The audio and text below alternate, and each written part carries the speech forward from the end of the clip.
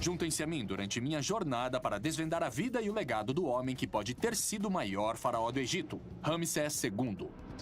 Ele foi o único rei egípcio que ousou se declarar um deus vivo.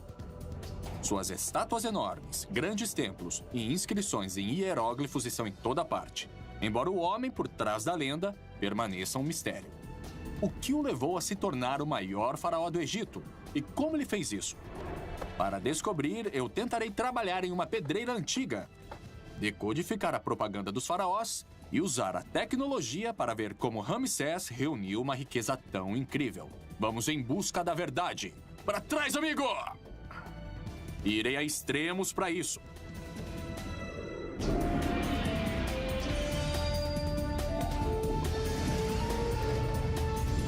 Em busca da verdade. Os poderosos faraós do Antigo Egito deixaram sua marca na história. Desde a enorme pirâmide de Quéops até a face dourada de Tutankhamon. Esses ícones do Egito permanecem maiores que a vida até hoje. Mas entre todos os faraós do Antigo Egito, um nome se destaca dos outros. Um rei que ainda hoje é chamado de o maior faraó do Egito. Eu sou Josh Bernstein e vim ao Egito para saber mais sobre o rei que nós chamamos de Ramsés o Grande. Na época de Ramsés, no século 13 a.C., o Cairo ainda não existia. Mas à medida que a cidade moderna crescia, grande parte dela ia sendo construída diretamente no topo de um local egípcio antigo chamado Heliópolis. Eu soube de uma nova descoberta sobre Ramsés nessa parte da cidade, então eu decidi checar. Bom, em muitos países, a arqueologia é meio que aleatória, você faz descobertas de vez em quando. Mas aqui no Egito, elas acontecem todos os dias. E uma descoberta recente relacionada a Ramsés II acaba de ser feita. E para dar uma olhada nela, eu vou pedir ajuda ao meu amigo Dr. Zahi Hawass.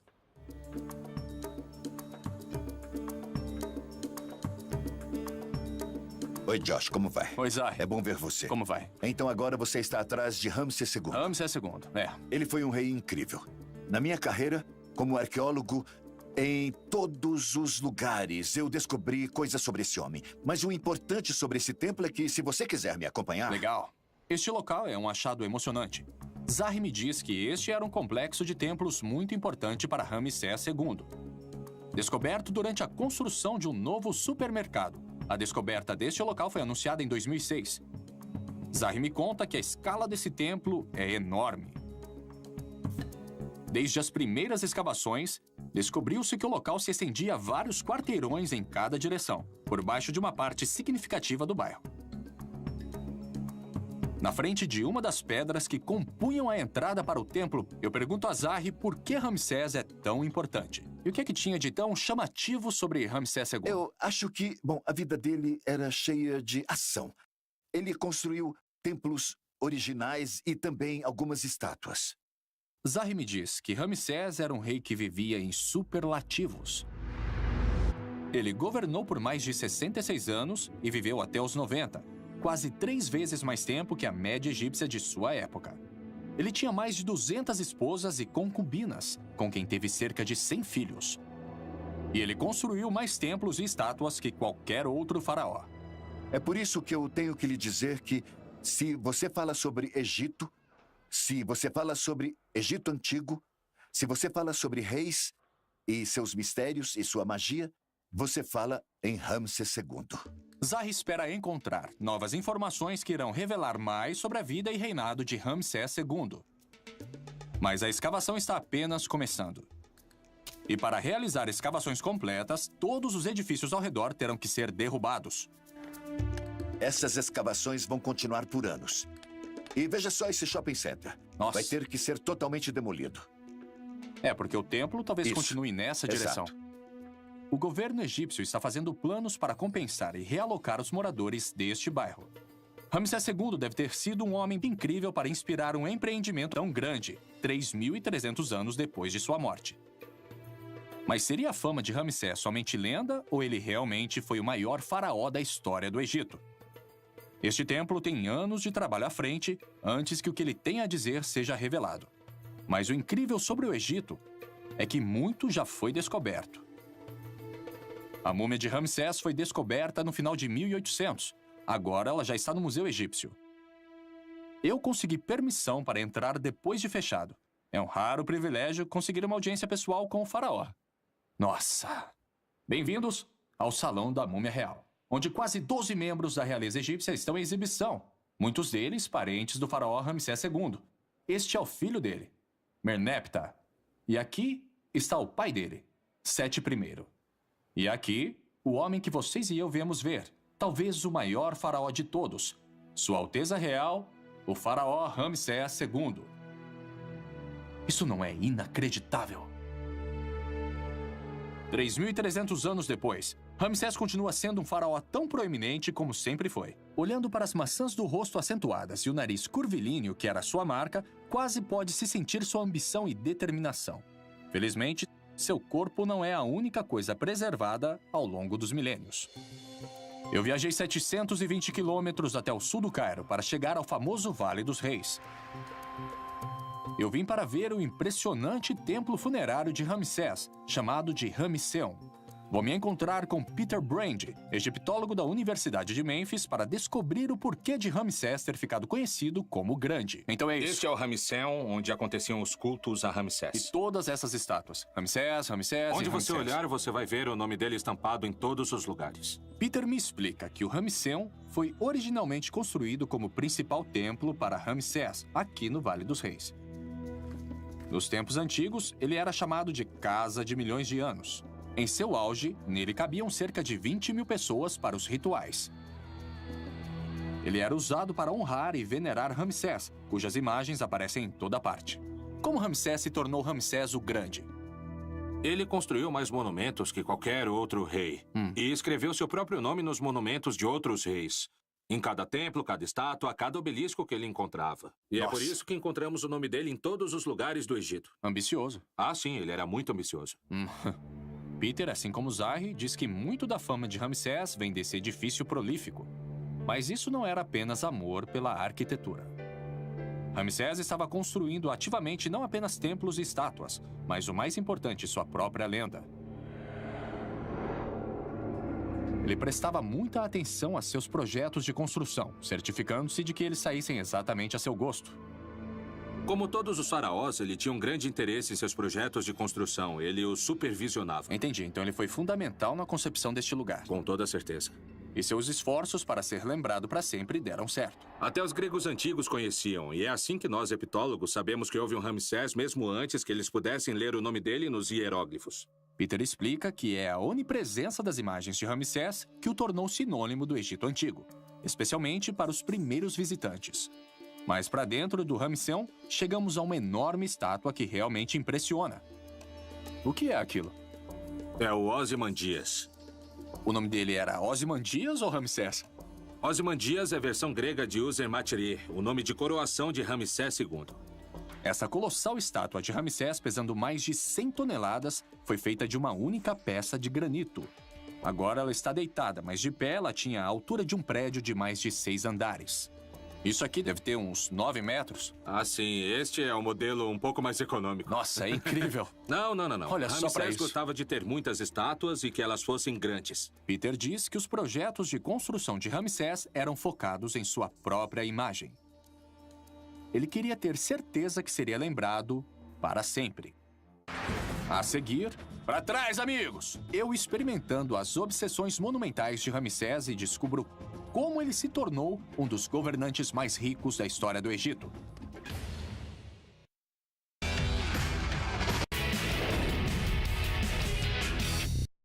Vim para o Egito para saber mais sobre Ramsés II e descobrir se ele realmente foi tão grande quanto sua reputação diz. Eu vi o que restou dele no Museu Egípcio e visitei seu templo pessoal no famoso Vale dos Reis. Agora estou indo para o sul, para a cidade de Assuã e as pedreiras de granito dos faraós, para saber como ele deixou a sua marca. O especialista Danny Roy me encontra na pedreira de Assuã para me mostrar como os artesãos de Ramsés moldaram suas estátuas a partir de blocos de granito sólidos. Como vai? O granito de Assuã foi premiado ao longo dos tempos esse é o lugar. pela sua qualidade e cor. Os faraós obtinham a maior parte do granito aqui para construir as suas grandes estátuas e obeliscos. Então foi daqui que Ramsés tirou as pedras. É isso mesmo. E uma grande parte delas. Danny me leva a uma das esculturas mais impressionantes de todo o Egito. Só que ela nunca foi terminada. Este obelisco era para ter sido ainda maior que o Ozymandias. Ele tem quase 40 metros de comprimento e devia pesar cerca de 1.300 toneladas. Mas foi abandonado devido a uma falha na pedra que só foi revelada durante o processo de escultura. Eles começaram a escavação. Ramsés não terminou essa, mas o processo de criação teria sido exatamente o mesmo que o de seus outros monumentos. Ai, que pena, eles tiveram todo esse trabalho. É isso mesmo, e você não imagina o trabalho que isso deu. Mas imaginação não é o suficiente para mim. Eu quero descobrir por mim mesmo. Vamos botar para quebrar. Danny me leva a uma pedreira moderna não muito longe do obelisco inacabado.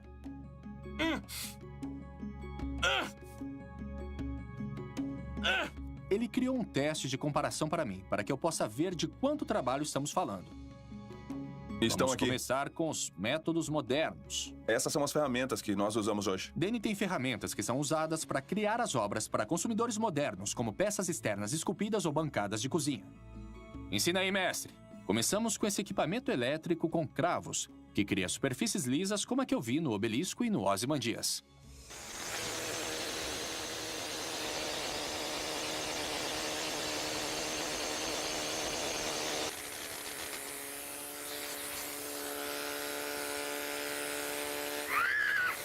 Uau, isso muda mesmo a superfície. É isso aí. Ele nivela tudo. Posso tentar? Claro, vai em frente. Pra trás, gente! Cuidado comigo, hein?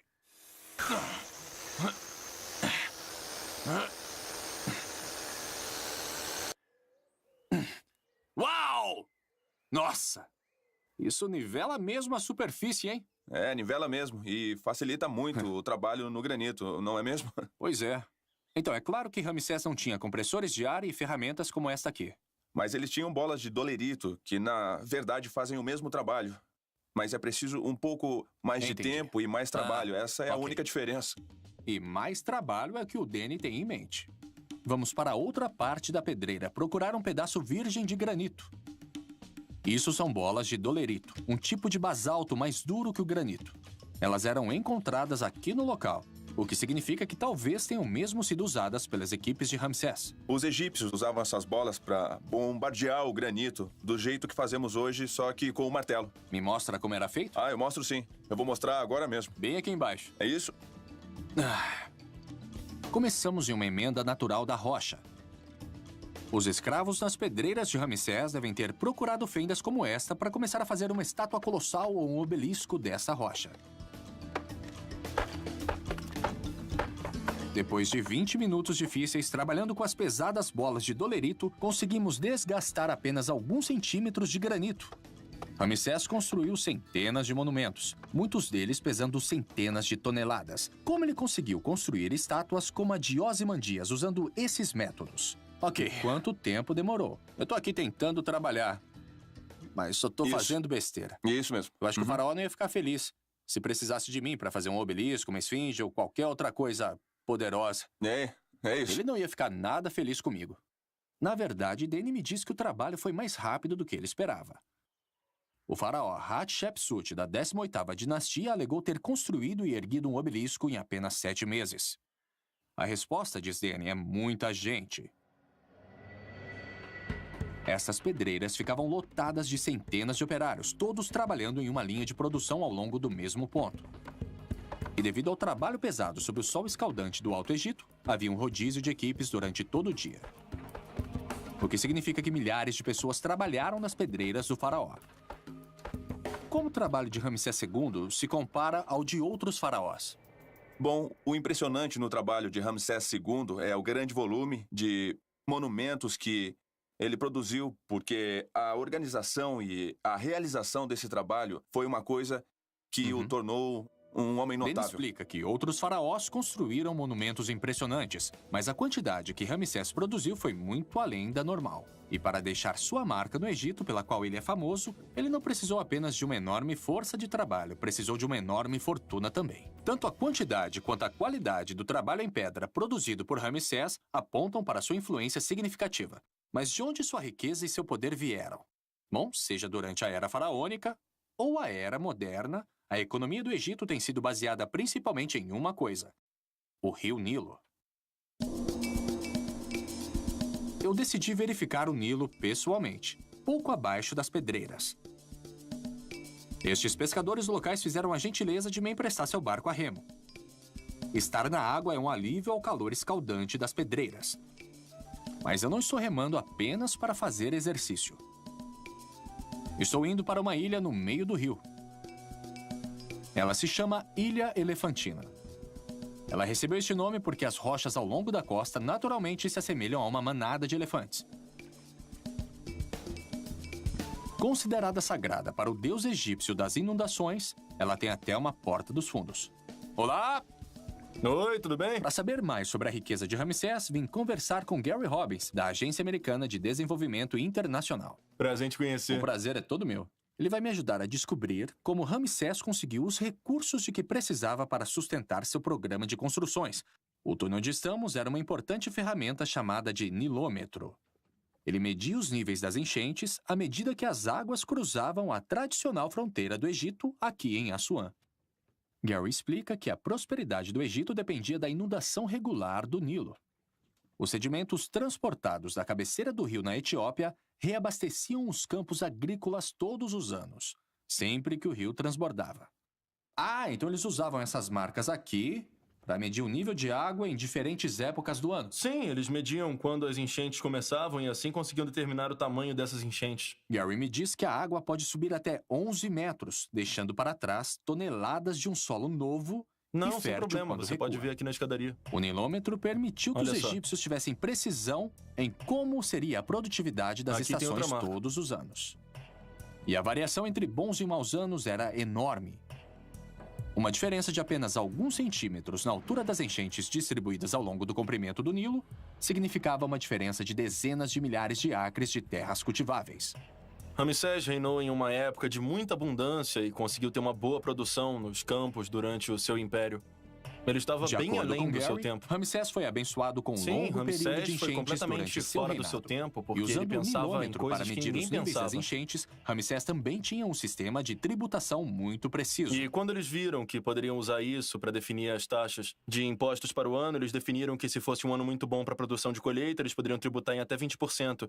E se o ano fosse de seca ou de inundações, eles reduziriam as taxas para 10% a 15%. Mais enchentes, melhores colheitas, impostos mais altos. Exatamente, era um sistema muito progressista. Com sua receita fiscal com base em excelentes enchentes, Ramsés teria tido muito dinheiro fluindo para sua tesouraria. Mas Gary diz que havia mais no controle da agricultura de Ramsés do que apenas um sistema fiscal eficiente. Ele também se beneficiou das inovações que revolucionariam a abundância do rio Nilo. A seguir, eu experimento algumas técnicas de irrigação antigas e caço escaravelhos para provar ainda mais a extensão da riqueza de Ramsés.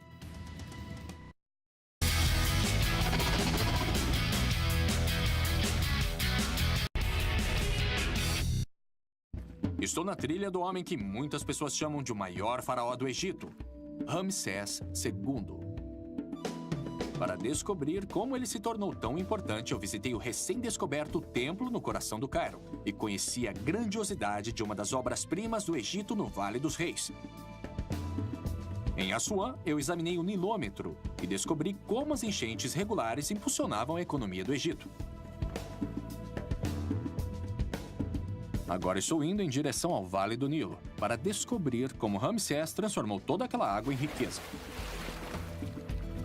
Gary Robbins, da Agência Americana para o Desenvolvimento Internacional, me trouxe a uma plantação fora de Assuã. Gary diz que, de certa forma, a vida nos campos no Alto Egito não mudou muito com o passar dos séculos. Os fazendeiros ainda vivem da terra aqui. A tecnologia apresentada milhares de anos atrás ainda é usada hoje, como essa roda d'água movida à força animal. Enquanto andamos pelos campos, Gary me diz que a importância das inundações do Nilo para a civilização egípcia não podem ser tidas como exageradas. Com os ciclos de cheias regulares constantemente reabastecendo os campos, o Antigo Egito desenvolveu um sistema agrícola próspero que poderia facilmente sustentar seu povo, bem como a um faraó muito grandioso. Durante a época das cheias no final do verão, estes campos teriam sido inundados por vários metros de água. Os egípcios criaram bacias através da construção de sapatas em torno de seus terrenos com lama, permitindo que o solo ficasse saturado com água rica em sedimentos. Depois que a água baixava, eles plantavam no solo recém-rejuvenescido. Exatamente, a água entrava por aqui, inundava os campos, ela ensopava o solo saturado, e aí eles abriam as portas da eclusa e drenavam a água e depois plantavam. Então, quando o campo aqui ficava inundado, o que é que os fazendeiros faziam? Bom, sem poder trabalhar nos campos, eles ofereciam seu trabalho como parte do imposto. Aí os projetos de construção aconteciam. Isso aí, era exatamente quando acontecia. O sistema agrícola era perfeitamente adequado às necessidades de Ramsés. Os agricultores que nessa época não podiam trabalhar nos campos ficavam livres para se dedicar aos projetos de construção, o que satisfazia parte de suas obrigações fiscais. Aí, quando as águas recuavam, eles voltavam para plantar as suas colheitas. Mas como eles irrigavam as plantações quando o Nilo retrocedia? Foi durante o Império Novo, eles introduziram uma nova tecnologia chamada Shaduf, que lhes permitiu elevar a água do rio até onde as plantações estavam. Isso foi no tempo em que Ramsés viveu? Foi durante o Império Novo, durante a época de Ramsés. E que tipo de engenhoca era essa que conseguia puxar a água para cima? Olha, eu vou te levar para conhecer uma delas e ver se você consegue trabalhar com ela. Vamos dar uma olhada? Vamos lá. Gary explica que as inovações mais básicas podem levar às maiores mudanças. Uau! A introdução de um simples Shaduf permitiu que os egípcios utilizassem a água sem recorrer somente às enchentes. Uma revolução agrícola da qual Ramsés tirou total vantagem. Basicamente, isso aqui é um contrapeso, que ajuda a fazer a água subir. Isso mesmo, tem um balde cheio com lama em um dos lados para fazer o contrapeso. E um balde do mesmo tamanho na outra extremidade, que é usado para trazer a água para cima do canal. E quando a água entra na bacia, a gravidade a leva para onde ela tem que ir. Isso, tinha canais por toda parte e os egípcios podiam direcionar a água para onde eles quisessem. Hoje, os Shadufs são usados apenas onde não há bombas disponíveis. Mas ainda no século XX, eles eram usados em escala industrial, permitindo que os fazendeiros irrigassem seus campos sem depender das enchentes. Eu decidi tentar. O resultado dessa inovação? Mais alimento foi produzido com menos trabalho, criando excedentes instantâneos em dinheiro e mão de obra que Ramsés pôde usar. Até que é fácil. E dada a facilidade de uso, as pessoas na época de Ramsés eram autossuficientes. Eu tô vendo como isso beneficiou os agricultores, mas como beneficiou o faraó? Porque a irrigação era gerida pela administração local. E o faraó não tinha que colocar seus homens, ou então seu dinheiro, na manutenção do sistema. Então ele podia se concentrar em outras áreas. Ele podia governar em outras áreas e o que ele fez foi redistribuir a terra, que pertencia a alguns dos templos, para as pessoas na área para que elas ficassem gratas a ele como governante. Ah, muito inteligente esse Ramsés. Eu acho que eu já tô dominando o Shaduf, sabe? Você tá fazendo um ótimo trabalho aí. Obrigado. Posso ajudar? Eu vou parar um pouquinho sim. Então a economia egípcia durante o reinado de Ramsés estava florescendo. Enchentes excelentes e inovações tecnológicas recentes significaram que ele reinou durante uma época de abundância. Arrecadações fiscais mais altas e um povo mais próspero com menos dependência do governo deram a Ramsés os recursos de que ele precisava para se dedicar a seus projetos particulares. Mas como vamos saber se Ramsés realmente viveu durante uma época de enchentes constantes? Fora os registros antigos, será que há outra maneira de verificar se ele realmente se beneficiou de condições ideais de cultivo ano após ano? Eu conheço a pessoa certa para me ajudar a responder esta pergunta. O Dr. Miroslav Barta, do Instituto Arqueológico Tcheco, tem um método exclusivo de monitoramento das condições ambientais do Antigo Egito. Nós voltamos ao Cairo para seu local de escavação em Abusir, perto das pirâmides de Saqqara. Fica à direita, às margens da planície inundada do Nilo, onde as exuberantes terras agrícolas regadas pelo rio se encontram com as areias do deserto. O que é que nós temos aqui? Um muro. É um muro simples, mas não tão simples nesse caso específico. Ele me diz que estes tijolos de barro têm mais de 4.500 anos. Ao olhar para a palha que ainda está presa na lama seca, ele consegue determinar como eram as condições ambientais quando os tijolos foram feitos. Então, esses tijolos de lama são cápsulas do tempo ambientais. Exato. Mas o doutor desenvolveu um método mais dinâmico para controlar o ambiente ao longo do tempo. E é algo que eu nunca teria esperado. Nós fomos até a bacia seca do lago de Abusir, na orla do vale do rio Nilo. Nos tempos antigos, isso enchia de água durante as cheias sazonais, apenas para esvaziar de novo quando as águas retrocediam. À medida que caminhamos em direção ao leito do lago, ele diz que na ciência, muitas vezes, é um pequeno pedaço de dados que revela toda a história. Agora chegamos à parte mais fascinante de toda a história. Temos que começar a caçar. Caçar o quê, Hans? Não, escaravelho. Escaravelhos? Escaravelho. Ah, e como é que se caça besouros? Tem que procurar pequenos furos com cerca de 3 centímetros de diâmetro. Beleza, vamos caçar escaravelhos. Vamos lá. Estudar algo tão pequeno como um escaravelho permite que se reconstrua o grande quadro de como eram as condições climáticas do Egito durante a época dos faraós. Fiquem quietinhos.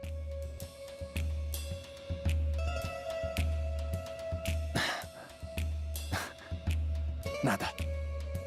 Nada ainda. Eu achei uma. Ah, é? É. Olha, é uma abertura típica de um buraco de escaravelho. Tem alguma coisa se movendo. É isso que a gente quer? Exatamente. É uma das chaves. Que tipo de escaravelho é esse? É um besouro de esterco. Bom, é uma espécie que, ao olhar para as diferentes espécies que descobrimos aqui ao longo dos últimos anos, podemos determinar a diferente fonte de ambientes que existia aqui. Então, do mesmo jeito que os arqueólogos usam a palha nos tijolos de barro para determinar o ambiente, você pode fazer isso com os besouros. Sim, mas para mostrar os detalhes, temos que voltar para o nosso laboratório. Ok, vou pôr ele de volta. E vamos pro laboratório. Adeus, amigão. Miro me traz para seu laboratório, onde ele tem amostras de besouros que ele encontrou em túmulos em Abusir. Como os túmulos estavam fechados, as condições no interior permaneceram as mesmas durante milhares de anos. De cada túmulo, fragmentos dos besouros coletados foram colocados em lâminas de microscópio. No processo, cada amostra fornece dados valiosos sobre as condições ambientais no passado. Então, o que é isso aqui? Será que é uma... Uma asa. É uma asa? É, o fragmento de uma asa. É, isso aqui me parece uma asa. Certo. Eu não poderia dizer mais nada além disso. É uma asa. Mas um especialista poderia vir aqui e dizer... Isso não é apenas uma asa. É um pedaço deste tipo de besouro. E você pode chegar e dizer... Bom, se essa espécie estava neste local, sabemos que essas condições ambientais deviam ter existido lá. Essa é a conclusão. Bem bacana. Olha aqui, esse escaravelho... Miro explica que algumas espécies de besouros aparecem em ambientes úmidos, enquanto outras aparecem em condições salgadas e secas. Por exemplo, o escaravelho que encontramos no Lago Seco de Abuzi não deve ter estado lá durante o tempo que estava inundando. Quanto à minha pergunta sobre Ramsés, a pesquisa de Miro mostra que o aparecimento das diferentes espécies de besouros coincide exatamente com registros de condições de inundação mantidos pelos antigos egípcios. A ciência está apoiando a história dos faraós. Ela também dá total apoio à posição de Gary de que as excelentes condições de inundação fizeram de Ramsés um rei muito rico. E essa riqueza lhe deu recursos, tanto em dinheiro quanto em trabalho, para se tornar um faraó lendário e para ser lembrado para sempre. Mas agora que eu consegui descobrir como ele fez isso, minha próxima pergunta é por quê? O que motivou Ramsés II a se tornar o maior faraó de todos os tempos? Uau! Isso aí é muito ousado, hein?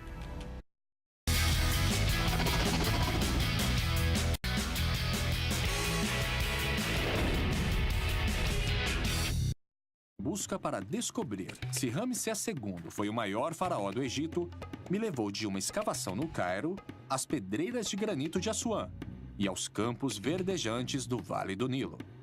Eu descobri como ele construiu centenas de monumentos em todo o país e, com a ajuda de alguns besouros e um chadufe, descobri como Ramsés usou as inundações do Nilo para acumular uma grande riqueza. Mas o que levou Ramsés a uma ambição aparentemente interminável? Eu viajei para a cidade de Abidos, 480 quilômetros ao sul do Cairo, no meio do país. Nos tempos antigos, este foi um dos locais mais sagrados do Egito. É onde fica o templo, construído pelo pai de Ramsés, Sete I, que nos dá algumas pistas muito interessantes, como, por exemplo, o que pode ter motivado Ramsés a deixar um legado tão grande. Me encontrei de novo com Peter Brand, da Universidade de Memphis, que me mostra o local. Ok.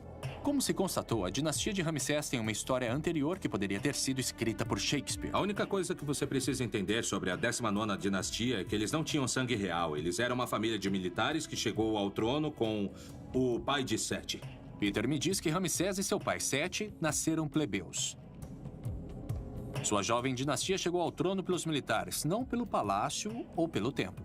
Como chefe de uma nova família de governantes que não tinha a posição instantânea de sangue real, Sete teve muito a provar.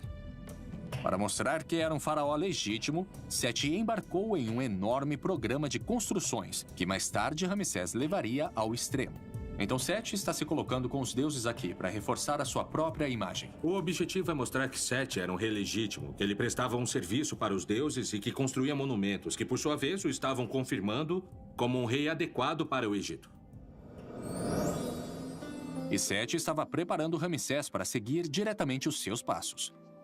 Ele o levou a expedições militares e o treinou com táticas e estratégias e fez dele um general no comando de suas próprias divisões, enquanto ele ainda era apenas um adolescente.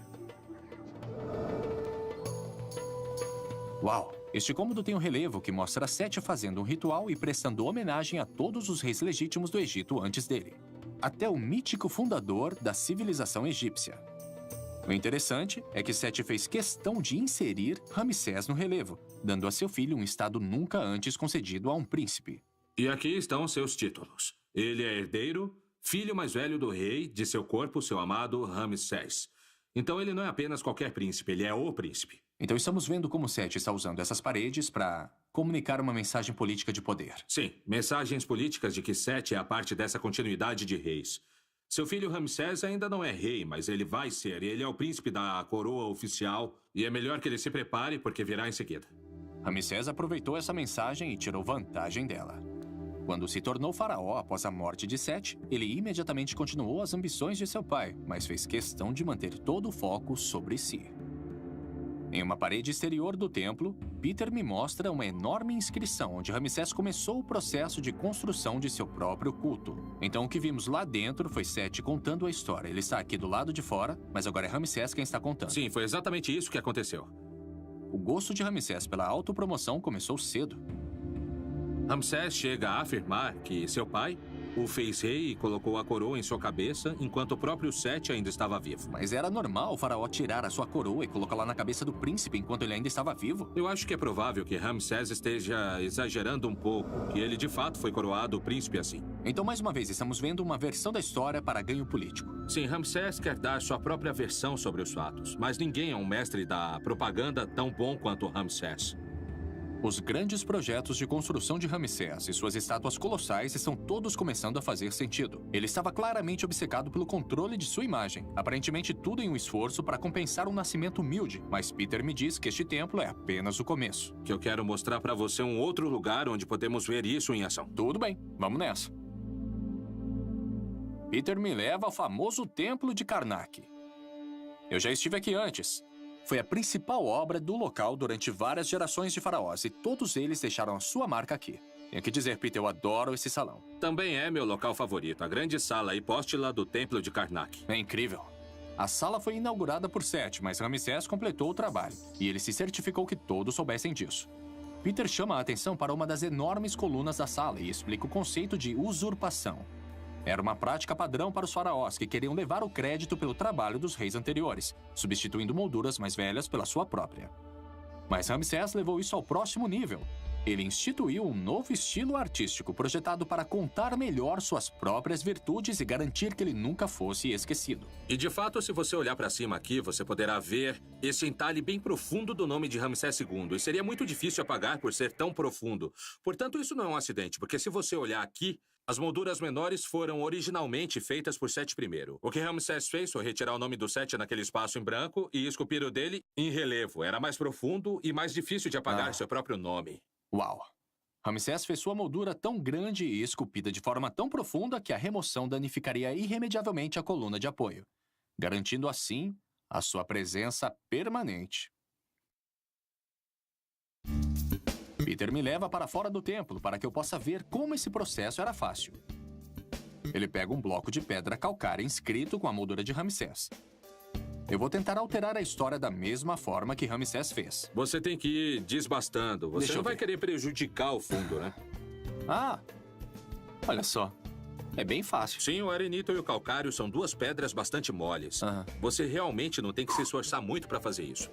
Então, se você fizer um bom trabalho, nós nunca saberemos que Ramsés esteve aí. O que está facilitando o seu trabalho aqui, o que facilitou o de Ramsés quando ele apagou esse relevo, é que é muito mais fácil esculpir nisso do que no baixo relevo. Você pode ir desbastando e, no fim, você consegue uma bela superfície intocada. Peter explica que a tradição antes de Ramsés mandava que o interior dos templos fosse decorado com alto relevo, onde o material circundante era removido para deixar as figuras destacadas, como as que eu vi em Ábidos. Os artesãos de Ramsés, no entanto, mudaram para baixo relevo, esculpido diretamente na pedra. Este estilo era muito mais fácil e mais rápido de ser produzido, permitindo que Ramsés montasse uma moldura de usurpação enorme em todo o Egito.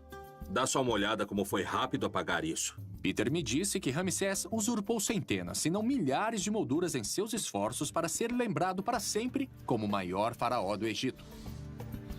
Segundo uma estimativa, metade dos templos descobertos no Egito leva seu nome, principalmente graças à usurpação.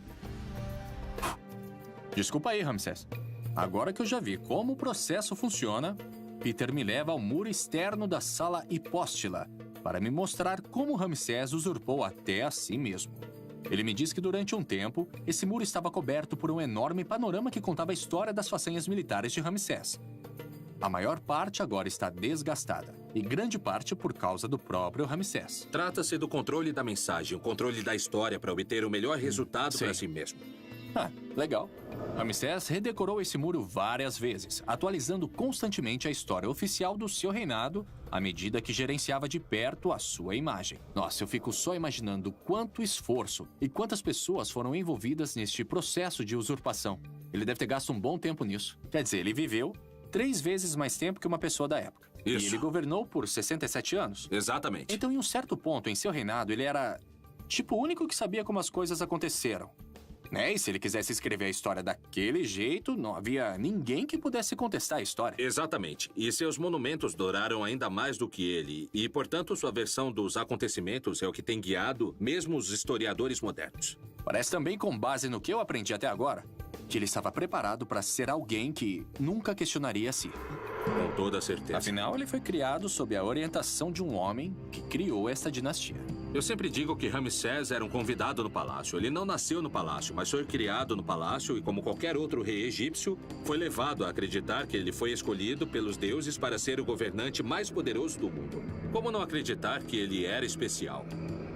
A obsessão de Ramsés por sua própria grandeza e seus incansáveis esforços para garantir isso são incríveis. Mas Peter diz que vai ainda mais além. Ele explica que se eu quiser conhecer de verdade a coroação da glória de Ramsés, eu devo viajar para a fronteira mais meridional do Egito, para o lugar onde ele deixou de ser apenas um faraó e tornou-se um deus. A seguir, eu visito a obra-prima de Ramsés e descubro até onde ele foi para se tornar o grande faraó do Egito.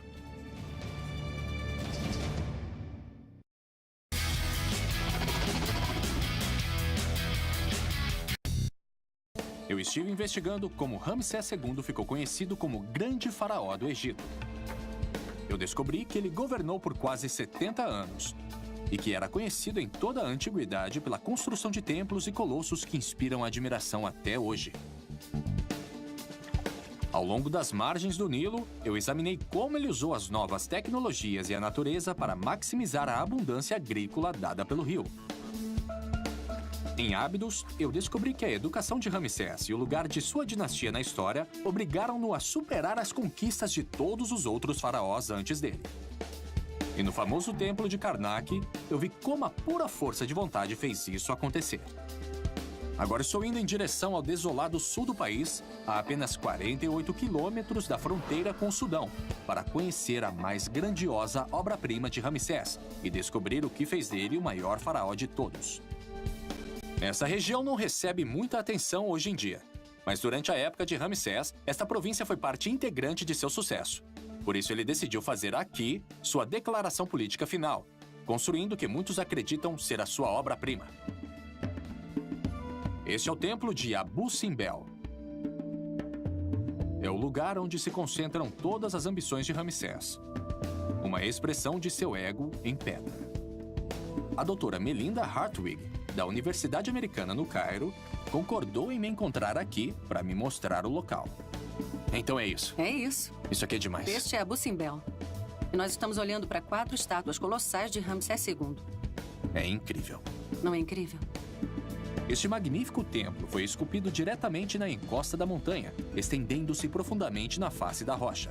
4 estátuas colossais de Ramsés emolduram a entrada, cada uma com 20 metros de altura. É um espetáculo inesquecível. É difícil imaginar alguém vendo Abu Simbel e não acreditando que seu construtor foi um dos maiores reis que o mundo já conheceu. E este era um local importante para Ramsés. É um local perfeito para ver Ramsés, porque isso tudo resume toda a história dele. Aqui nós vemos Ramsés como um construtor monumental. Vemos Ramsés como um homem de família. E ainda mais adiante veremos a Batalha de Kadesh, que o mostra como um poderoso guerreiro. Vamos até lá? Vamos lá.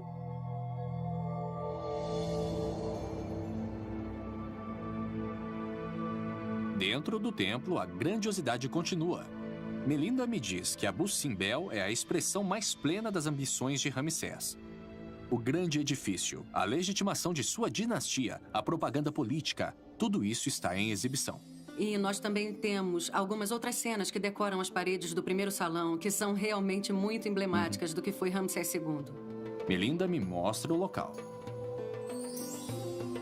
Aqui estão algumas das cenas de Ramsés que são bastante emblemáticas do seu poderio militar. A imagem de Ramsés está ali em cima. Nesses painéis, Ramsés continua o padrão que eu vi em Karnak. As inscrições falam de grandes batalhas e inimigos humilhados esmagados sob seus pés. E Ramsés, o poderoso guerreiro, mantendo o Egito em segurança.